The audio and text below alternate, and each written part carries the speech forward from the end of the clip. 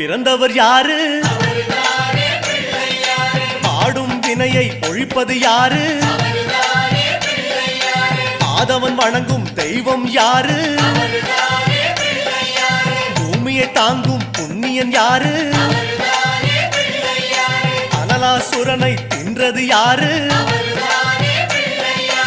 ஆணவம் நீக்கும் நாயகன் யாரு? முப்புரி அணிந்த மூலவன் யாரு? அவரும் வாழ்வது எங்கே கூறு?